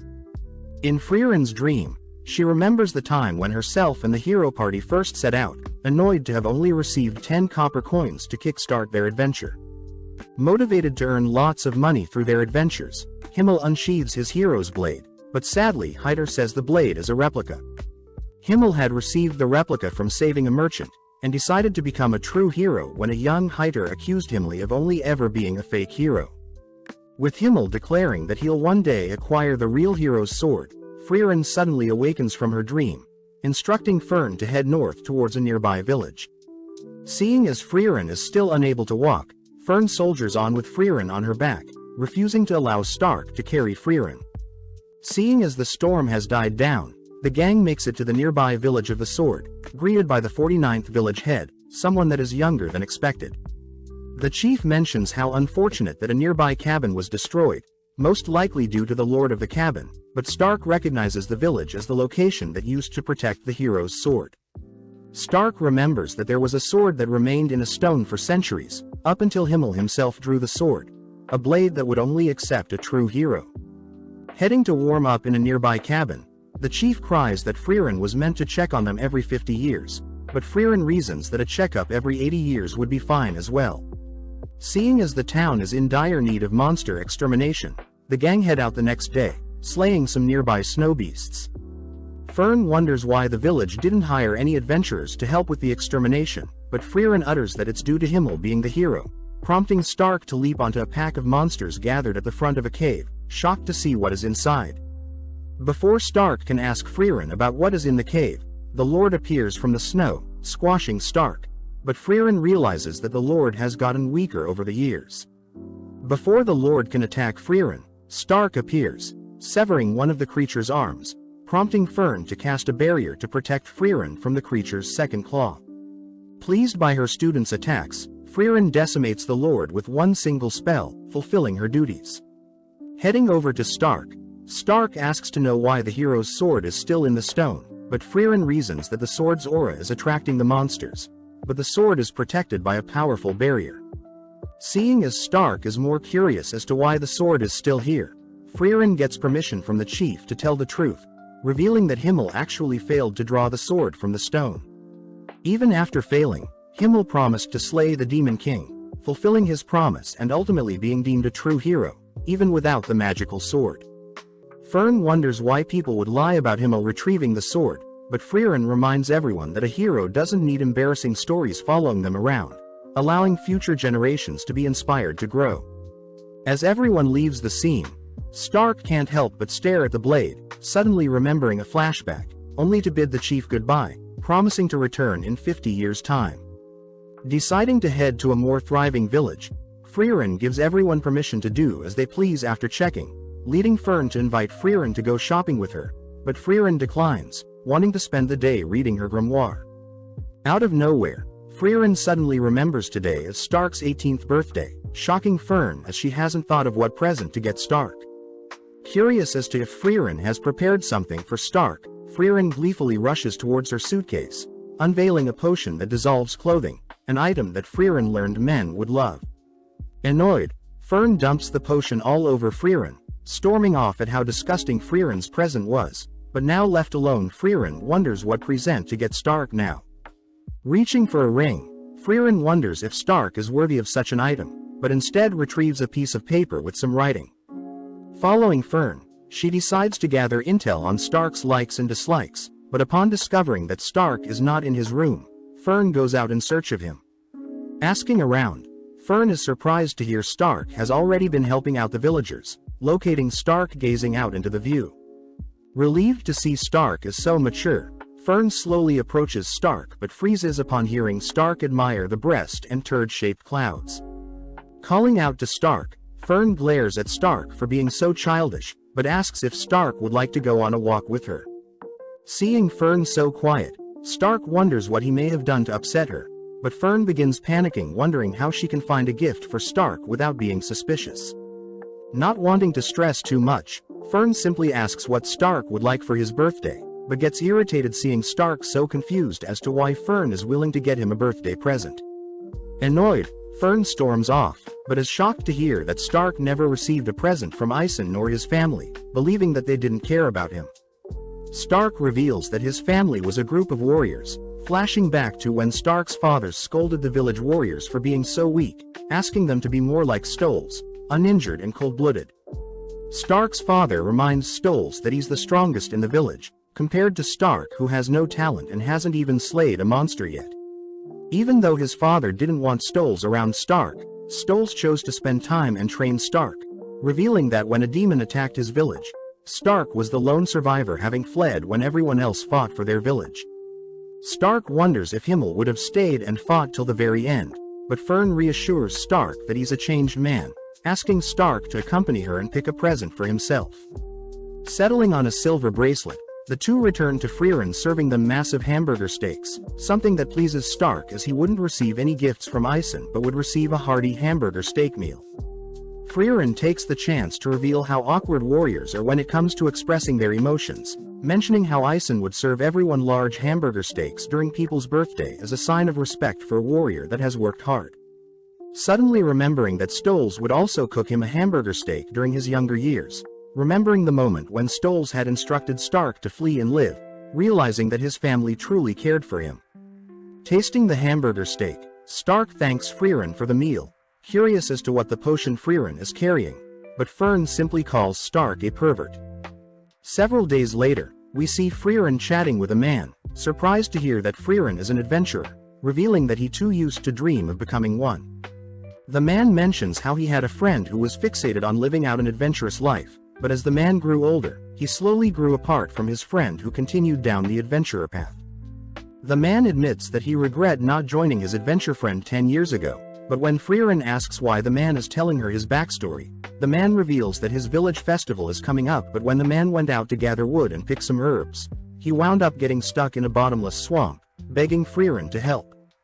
Contemplating if she should help save the man, Frieren fears that she'll get dirty in the process, but as Fern joins them, Frieren frees the man, escorting him back to his village. Grateful for the help, the man offers to guide Frieren and the gang around town, but Frieren says they need to head to a bigger town to restock supplies. Bidding farewell to the man warns the gang to beware of venomous creatures, but not even a few minutes later, Stark is unfortunately bitten by a venomous creature whilst trying to pick some fruits. Immediately bleeding from the nose, Frieren tries to identify the poison, but reveals that she doesn't have the priest spell to do so. Seeing as Fern can't use her flying magic for too long, Frieren reasons that they'll head back to the small village, but Stark says he doesn't feel weak whatsoever. Frieren does admit that Ison used to brush off various poisonous arrows all the time, but upon hearing that 20% of adventurers pass away due to poison, Frieren and Fern rush Stark to the nearby village. Having made it to a nearby church, the father of the church sadly reports that he can't save Stark, calling out to see if his brother could help. Revealed to be the man from earlier, Sign recognizes Frieren and her party, instantly curing Stark of his poison. Having returned the favor for rescuing him from swamp earlier, Sign heads out to help out at the plaza, but Frieren is more curious than ever. Knowing that Sign's brother has been recognized as an outstanding priest by the royal capital and given a necklace to prove so, and even he couldn't cure Stark's poison, but for some reason Sign nonchalantly could. Sign's brother recognizes Sign to be a genius, revealing that he knows about Frieren, having been gifted the necklace by Hyder himself. Sign's brother notes how Sane's spark has left him ever since he became a priest, but wanting Sign to live a more fulfilling life, Sign's brother asks if Frieren would be willing to take Sign on their adventures. Having a team meeting, Stark is all for having a priest accompany them, but seeing as Frieren and Fern are hesitant on the idea, Stark takes matters into his own hands, heading to invite Sign to their party. Upon heading downstairs, Stark spots Sign indulging in some alcohol, smoking and gambling, wondering how corrupt Sign is, but Sign gets intrigued hearing Stark invite him on their adventures, agreeing to join Frieren's party if Stark can beat him at gambling. As Frieren enjoys her nap, Fern suddenly wakes Frieren up, having heard Stark cry for help, but as they rush outside, they spot a naked Stark along with a naked Sign, both robbed of their belongings by some elders in the village. Sign takes the chance to refuse Stark's offer to join Frieren's party, knowing that it's already too late for someone like him, but this reminds Frieren of the time when Himmel had asked Frieren to join their hero party. Having also refused the invitation, Frieren believed that she was scared of fighting the Demon King and had stopped slaying demons for 500 years, but remembering Himmel's words, Frieren reminds Sign that he still has the choice to change his future. With Sign still refusing to join, Frieren admits that she despises Sign, but that is also the reason why Frieren will be forcing Sign to join them. At the same time, Fern manages to retrieve the items from the elders, returning Stark and Sign's items, only to storm off. Having another meeting, Fern voices how disgusting it is that people gamble, but Frieren does admit that Sign has the chops to become an adventurer. Spending some more time in town, our trio helps set up for the Harvest Festival, spending more time with Sign, all whilst he thinks about how Frieren and her party really resemble his adventurer friend. Sign thinks about how his friend had promised to return 7 years ago, but as Frieren and her party ask Sign's brother for what may convince Sign to join them, Sign's brother does mention how Sign prefers older women. Spotting Sign nearby, Frieren reveals herself as an older woman, having lived over 1,000 years, but Sign states that Frieren's features don't attract him whatsoever. Having no choice, Frieren unveils her secret seduction technique, blowing a kiss for Sign, but Sign gets weirded out. Shocked to see that Fern and Stark had been seduced, they learn that Frieren's kiss had once knocked out Himmel, but having had enough, Sign states that he refuses to join their party. Frieren tries bringing up Sign's friend as a way to convince Sign, but Sign states that his friend is probably dead by now, having gone missing for 10 years already. Frieren tells Sign to travel and confirm if his friend is truly dead or not, advised to use the remaining time Sign has left to live, that way he won't have any more regrets. Sadly, Sign reveals the final reason he can't leave the village is because he doesn't want to leave his older brother. Sign mentions how he overheard his brother's conversation with Hyder, having been offered a position for Sign and his brother to move to the holy capital, but Sign's brother refuses, knowing how much the village their parents passed away means to them. Since Sign's brother refuses to leave the village, Sign states that he won't as well, but hearing how Sign truly feels, Sign's brother slaps Sign. reminding Sign to chase after his dreams and live a life with no regret. That evening, whilst our trio are fishing, Sign tells Frieren that he's patched things up with his brother, agreeing to go on an adventure and search for his friend, but this means that Sign will only accompany our trio for a fraction of their journey. With a final goodbye to his brother and his village, Sign agrees to live the rest of his life without regret, officially joining Frieren and her party on their journey. Having made it to the Rod region in the northern lands, the gang are amazed at the variety of stores in town, something that reminds Frieren of the hero party. Several minutes later, we see Fern and Stark bickering, leading Stark to storm out of the room, annoyed that Fern isn't listening to him. Wondering what all the commotion is about, Sign learns Fern is annoyed Stark didn't get her a birthday present, but Sign reveals that he too didn't get Fern a birthday present. Refusing to hear Sign's yapping, Fern begins kicking Sign, forcing Sign to promise to get Fern a gift. Before Sign leaves, he advises Fern to make things up with Stark, something Frieren agrees with. Heading out, Fern spots Stark admiring the bracelet she got him, but Fern is unable to approach Stark after what she did. At the same time, we see Sign eyeing a pouch with a butterfly, only for Fern to appear, complimenting Sign on knowing what she likes. When Sign asks if Fern has apologized to Stark, Fern admits that she couldn't, but Sign deduces that Fern doesn't hate Stark but that she actually doesn't know how to speak with boys her age. When Sign asks Fern to pick a gift for herself, Fern refuses, making Sign smile as he chooses a pouch for Fern. Sign reminds Fern that Stark isn't the smartest person in the world, knowing that Stark helped Fern buy a present during Stark's birthday. Seeing Fern slowly realize she was in the wrong for lashing out earlier, Sign hands Fern her gift, advising Fern to go pick a gift with Stark for her birthday, and that Stark will only know how she feels if she tells Stark outright.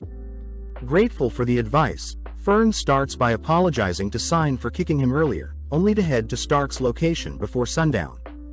Before Fern can say anything, Stark admits that he wanted to buy a gift with Fern since he didn't know what she would like, amusing Fern as she apologizes for being too harsh earlier. With both heading out to search for a gift together, we see Frieren spying on the two, caught by Sign, who is jealous that Stark and Fern can afford to argue. As the older people get older, they try to avoid conflict at all cost. Sign wonders how Frieren has been able to deal with the two kids up until now, but realizes that Frieren herself acts like a kid, revealing that Fern went to him for advice instead of Frieren herself. Frieren mentions how Fern was raised by Hyder, a priest just like Sign, but Sign refuses to be compared to such a great priest like Hyder. Frieren reassures Sign that Hyder was as corrupt as they come, always drinking, picky with his food and even lying quite often. Surprised, Sign says he always saw Hyder as the ideal man, reminding Frieren of a deep conversation with Hyder. Frieren had asked why Hyder seemed different from his hero party days, learning that ever since Hyder had finished his younger years of life, he began pretending to be an ideal adult, that way younger people could depend on him, especially Fern. Hearing this, Frieren asks who Hyder can depend on then, but upon hearing that Hyder has always been depending on the goddess, Frieren offers to praise Hyder for the rest of his years, patting Hyder on the head. In the present, Frieren pats Sign on the head, praising Sign for his mature thinking, but Sign gets annoyed, all whilst Stark and Fern settle on a bracelet for Fern's birthday gift. Now in the Banday Woods, Frieren thanks the carriage driver for giving them a lift, learning that the driver is a merchant that owns an accessory store in a nearby town. Impressed by the merchant's sale tactics, Frieren suggests that Fern visit the store later, but suddenly spots the bracelet Stark bought for Fern, flustering Fern. Frieren utters that Himmel had once bought her a ring with a similar design, but upon digging up the ring, the carriage suddenly violently shakes. Having been snatched up by a massive bird, the gang wonder how they should proceed, with Stark suggesting they take out the bird and Frieren levitate the carriage afterwards. Sadly, Frieren reveals that flying magic was only discovered 40 years ago and that the humans had stolen the flying technique from demons, meaning most flying magic can only be briefly used on objects smaller than a human.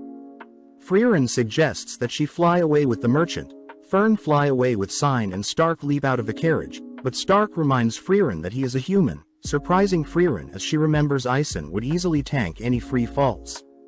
Fern suggests that they levitate the carriage right before it hits the ground, but seeing as the bird is preparing to slam the carriage into the ground, Frieren leaps outside, instantly slaying the creature.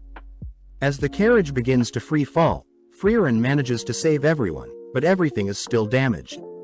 Having healed the horse, the gang begin repairing the destroyed carriage the next day, but Frieren is more concerned that she lost her ring. Elsewhere, the trio begin preparing some food, wondering why it has gotten warmer recently, but Sign takes the chance empathizing with Stark for taking 3 hours to find a gift Fern would like. Although Fern can overhear the boys' conversations, she is happy that Stark is proud of the choice as well, but Sign reveals that the design on the bracelet is a mirrored lotus representing eternal love. Flustered, Stark apologizes for the weird gift, but Fern could care less, more annoyed at Sign for instigating things.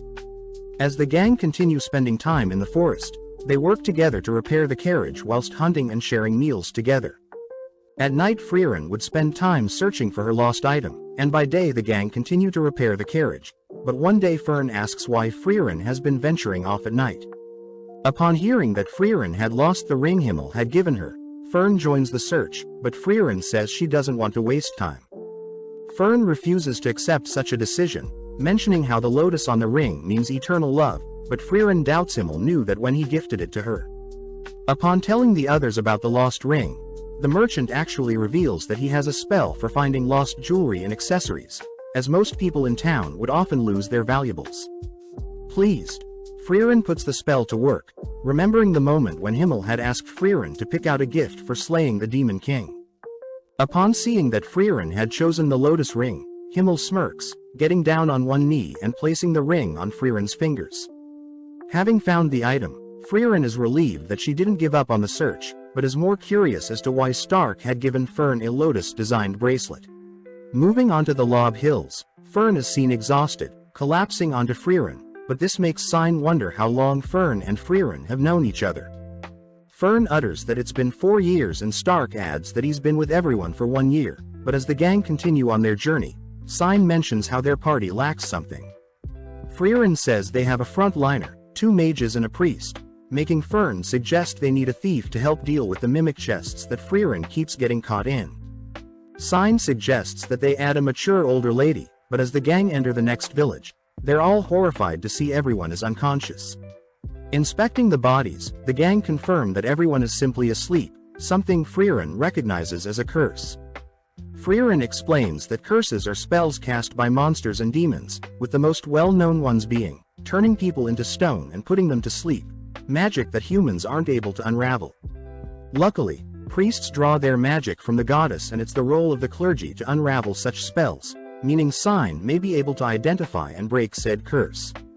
As the gang gives Sign some room to assess the situation, Stark asks what's so special about magic from the goddess, learning that the goddess's magic are recorded in holy scriptures, and just like demon magic, only the owners can read and interpret such magic. Additionally, those able to read and learn the goddess's magic are naturally blessed with protection from curses, making priests a natural counter to curses. Heading outside, Frieren admits that even magic is unable to detect curses, but just then Sign reports that he's detected the source of said curse and that it'll be faster to defeat the monster inflicting said curse.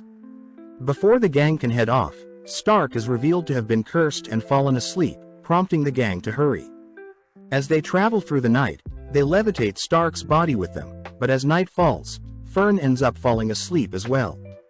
With no other choice, Frieren conceals the lovebirds with a barrier, leaving only Frieren and Sign alone. The deeper they venture into the forest, the more sleepy Frieren gets, asking Sign to wake her up when they encounter the monster, but Sign cries that he can only wake Frieren up for 5 seconds. Sensing the creature nearby, Sign has no choice but to carry Frieren with him, placing Frieren down as he finally comes face to face with a subspecies of the Chaos Flowers. Knowing that the monster is slowly draining the mana of its victims, Sign begins to evade the monster's advances, reciting that Chaos Flowers merge with local flora to exist and that their cores are their weaknesses. Taking out his book, Sign conjures several holy spears, aiming it at the core of the flower, but is surprised to see the monster had deflected the projectiles with its leaves. Wondering if he should awaken Frieren to help, Sign fears that 5 seconds won't be enough to explain the situation, fearing that if the flower deflected one of Frieren's powerful spells, the whole surrounding village would be wiped out. Just then Sign remembers Hyder's stories, telling Sign and his best friend that Hyder would always have trouble communicating with Frieren, but Hyder always trusted Frieren no matter what. Choosing to bet everything he can on these next 5 seconds, Sign breaks Frieren from the sleeping curse, but before Sign can explain the situation, Frieren instantly shoots down the monster with a single spell. The next morning, Stark awakens next to Fern, all heading back to the village, only to be praised for saving them. As the gang head off, Sign admits how amazing Frieren was, having known instantly what type of monster it was and how to defeat it. Frieren takes the chance to praise Sign for trusting her, finally making it to the halfway point of Vorig where their next goal is Oberst. Out of nowhere, a noble appears, inspecting and praising Stark's body only to take the four to his mansion.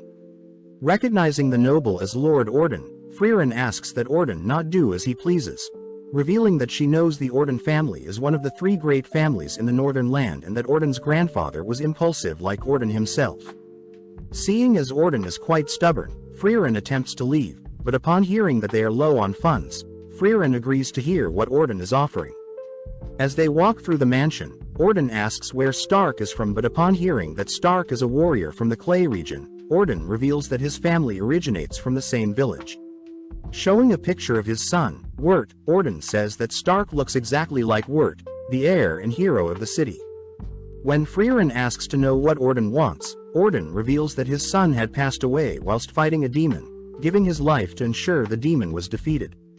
Orden says only Gabel the butler and a few others know of Wirt's death, and that he would like Stark to stall and keep up the town's morale as they rebuild their city's army. Orden states that there will be a party 3 months from today that he wants Stark to attend, offering to pay Frieren 10 straw gold coins and any grimoire of her choosing if Stark accepts. With no other choice, Gabriel begins teaching Stark the proper etiquette, all whilst Sign drinks out and the girls enjoy tasty snacks. One day, Fern spots Stark loitering around, exhausted from everything he has to remember, but caught off guard when Stark shows Fern what he's been practicing. With Fern weirded out, Stark heads to speak with Orden, wondering how Orden feels having only been 2 months since Wirt passed away. Orden mentions how he already planned a replacement, but Stark looks closer to Wirt, admitting that he doesn't like pretending that his son is still alive. Heading outside, Orden introduces Mutt, his second son and new future heir, someone Orden doesn't believe is as great as Wirt, reminding Stark of his own family dynamic. Given a wooden sword, Orden asks Stark to demonstrate his strikes, but upon seeing Stark shake profusely, Orden asks Stark to believe, reassuring Stark that he isn't so strict. Stark takes the chance to ask Orden how he feels about Mutt, happy to hear that although Orden is strict with Mutt, Orden still values Mutt, deeply believing that Mutt will one day surpass Orden himself.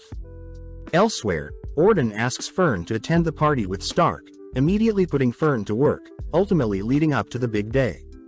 With Stark and Fern tired from the past 3 months, they both reason that they might as well show off their hard work, leading Stark to ask Fern to accompany him for a dance. At first they start slow since Fern is quite nervous, but taking the lead, Stark guides and encourages Fern to be more confident, all whilst Sign and Frieren watch from the side. With the party over, Orden is seen removing his eye patch, wondering if Wirt was alive if it weren't for his injury. Seeing Stark appear, Orden orders Gabel to give Frieren her rewards, praising Stark for being a great warrior. Before Orden can offer Stark to remain by his side, Stark refuses as Stark can't replace Orden's dead son and Orden can't replace Stark's dead father. Orden reveals that Wirt and himself had a fight during their last conversation, something Stark can relate to, as he too needs to apologize and return to Isen before it's too late. Flashing back, we see Sign passing time by fishing, but is interrupted by his friend who drags Sign along to take photos with him, a memory Sign still thinks about. Now in the Claw region, Frieren tells everyone about a powerful dwarf in the upcoming village that has lived for over 400 years, amazing since dwarves normally live for only 300 years. Frieren says she refers to the dwarf as Old Man Vol, a rare instance of someone that can empathize with living for so long, but as the gang cross a small river, they spot the infamous village along with a sleeping warrior guarding the village. Revealed to be Vol, Stark feels bad for the old man, but Frieren calls Vol out for pretending to be senile again. Out of nowhere, Stark is suddenly struck, falling onto his knees as Vol warns Stark to always be cautious of everything he sees, as Vol could have easily taken off Stark's leg if he tried. With Vol inviting everyone into the village, Frieren orders Stark to remain behind and train with Vol, given a tour by one of the villagers. As Fern and Sign help the villagers harvest some crops, the villager mentions how he's never seen Vol so happy, believing him to be only a senile old man, but the villager does mention how Vol chooses to protect and remain in the village all this time. With the gang spending some more time with Vol, a week passes by in an instant, pleasing Frieren as Stark has improved quite a lot since training with Vol. Frieren reveals that Vol was the reason Frieren chose to learn more about Himmel and the hero party, cutting to the past when Himmel had asked Vol why he had stayed and protected the village for so long.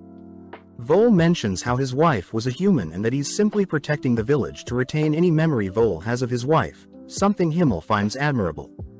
Thanking Himmel for his kind words, Vol promises to remember the hero party once they've defeated the Demon King and have passed away, but Himmel reassures Vol that Frieren and Isen will be the ones to continue their legacy even after passing. In the present, Vol asks Frieren if she remembers the faces and voices of her hero party, but Frieren gets offended, stating Himmel is the reason she has begun to change. Hearing Vol utter that he has forgotten his wife's face and voice, Frieren calls Vol out for lying, mentioning how her party will be heading to Oriole near the Demon King's castle. Pleased, Vol gets excited that Frieren is finally going off to defeat the Demon King, but this surprises Frieren as she wants to tell Vol that the Demon King has already been defeated, but holds back. With a final farewell to Vol, the gang continue on their path, occasionally stopping so Sign can ask around for his friend. Stark is impressed that people still remember the name of Sign's friend, even after 10 years, having been called the Guerrilla Warrior. With a mere bridge separating the gang from reaching the magical city of Oberst, the gang choose to rest first at a nearby village, excited to hear that Gorilla Man did indeed help defeat a demon in the village, but only a stubborn old woman remembers where Gorilla Man did after. Upon visiting the older woman, the woman refuses to give the gang info on Gorilla Man for free, having the party run several errands, but the older woman agrees to give the gang their final task. Heading to some old statues, the woman mentions how she recognizes Sign, but upon seeing the old statues, the gang spot two forgotten heroes. Realizing one of them to be Kraft, Sign suddenly remembers a time when Hyder had shown the younger versions of Sign and Gorilla Man a similar statue, warning that everyone's legacy will eventually fade and be forgotten. From that moment on, Sign's friend had claimed the name of Gorilla Man and Sign the name Goatee Priest. Having helped clean up the statue, the old lady reveals that Gorilla Man also helped clean the statues a long time ago, always speaking highly of Sign. As the gang begin heading off, Frieren realizes Sign knows where his friend is, believing his friend is in Tur, the opposite direction of Oberst, making Sign struggle to decide what to do. Conflicted on what he should do, Sign reminds himself that he's on the journey to look for his friend, but seeing as they need more time, the gang spend the night in town. With Fern and Sign heading out to retrieve firewood and food, Fern and Stark share a moment when Fern teases Stark with her cold hands, but the gang get worried seeing snowfall. The next day, the town is consumed by a blizzard, meaning they won't be able to proceed with their adventure until the blizzard dies down. Luckily, Frieren knows that there is a magic store with a shady shopkeeper, mentioning there could be a possibility for legendary spells. Since they'll be staying in town for a month, Sign gets quite relieved, getting to share meals and spend time with Frieren and the others.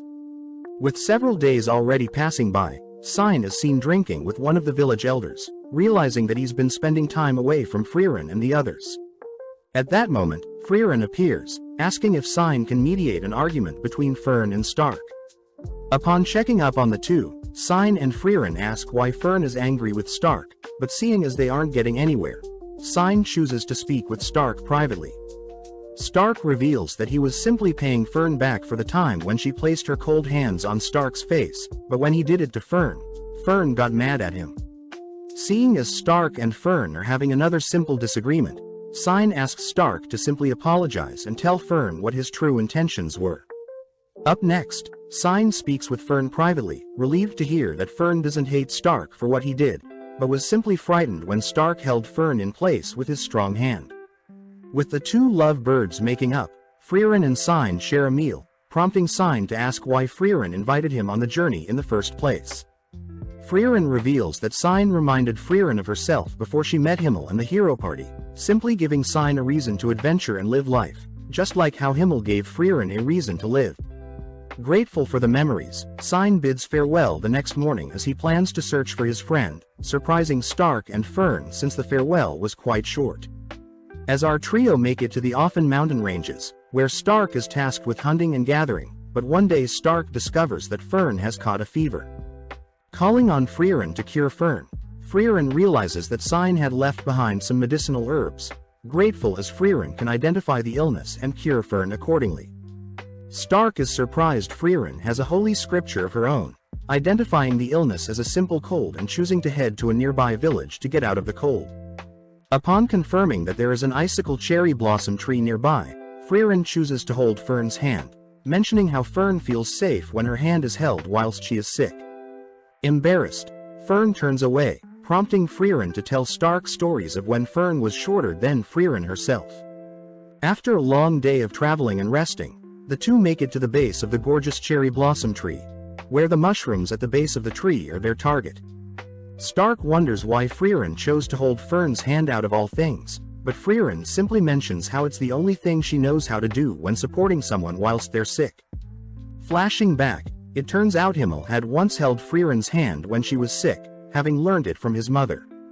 Although Frieren thought it was strange, the thought of knowing Himmel was quite soothing when Frieren was sick, and hence Frieren promises to hold Stark's hand when he's ill as well. Upon retrieving the mushrooms, Frieren begins concocting a scary-looking mixture, feeding the medicine to Fern, all whilst Stark helps out in the village. Having made a full recovery, the gang thank the village for all the help, finally heading towards Oberst, the magic city. Check out one of our other videos on the screen or in the info card above. Subscribe, like and comment.